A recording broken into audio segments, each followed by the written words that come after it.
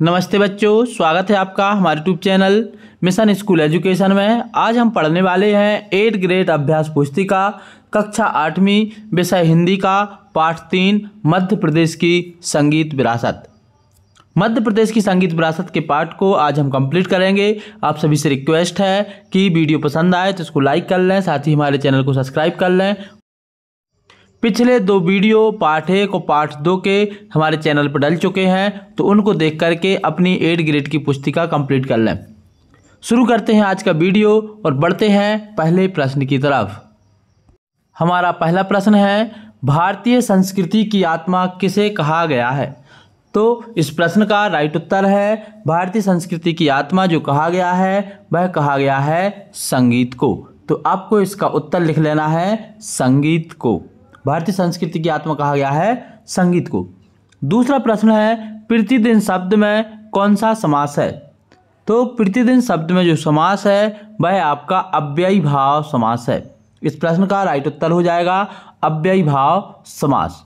अगला प्रश्न है, भारत रत्न लता मंगेशकर को स्वर कोकिला कहा जाता है क्योंकि वे इसका उत्तर हो जाएगा ऑप्शन नंबर बी, सुरीली गायिका थी।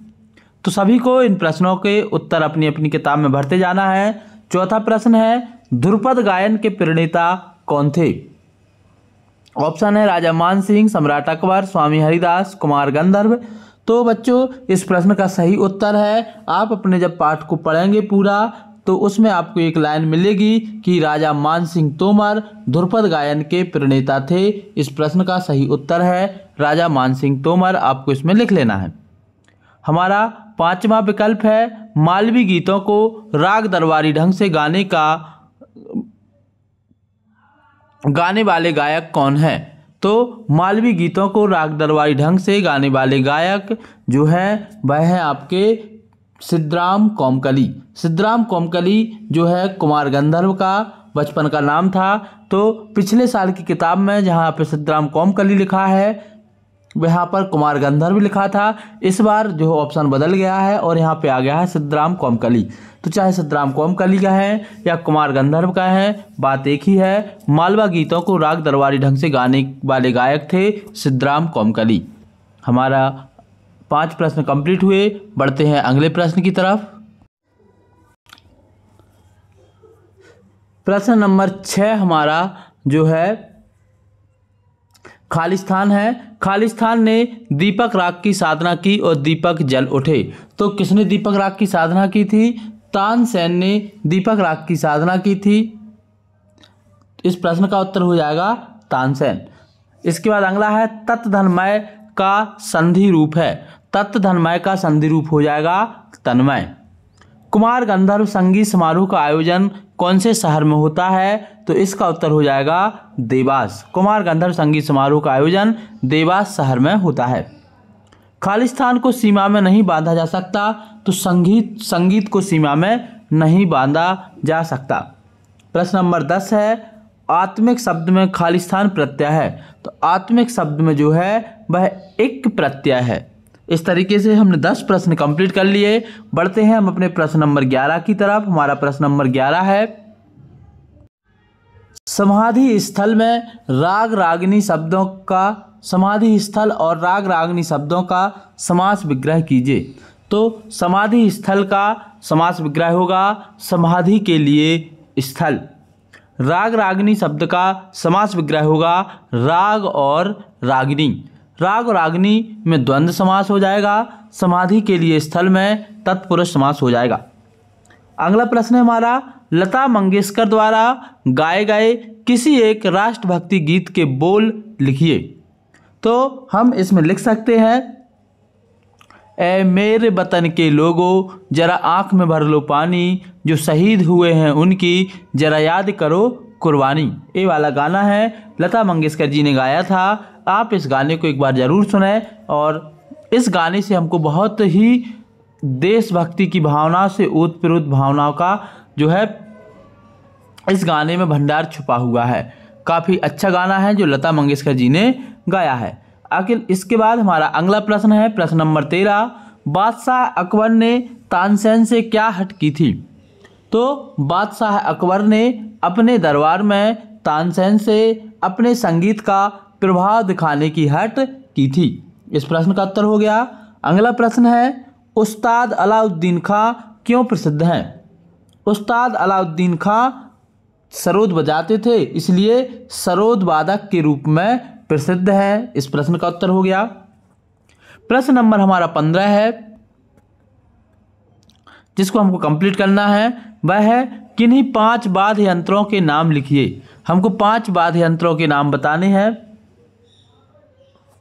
जो 5 वाद्य यंत्र हैं, नंबर 1 ढोलक, बीणा, तबला, सितार और शहनाई।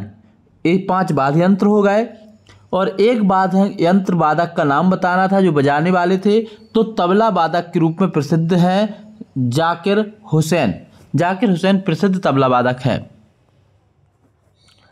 इसके बाद बढ़ते हैं हम अपने अगले प्रश्न की तरफ। हमारा अगला प्रश्न है प्रश्न नंबर 16, लता जी को समूचे राष्ट्र की गायिका क्यों कहा जाता है? इस प्रश्न का जो उत्तर है, लता जी को समूचे राष्ट्र की गायिका इसलिए कहा जाता है क्योंकि उन्होंने हर भाव, धर्म और भाषा के गीतों में अपने स्वरों को संजोया, इसलिए वे समूचे राष्ट्र की गायिका हैं।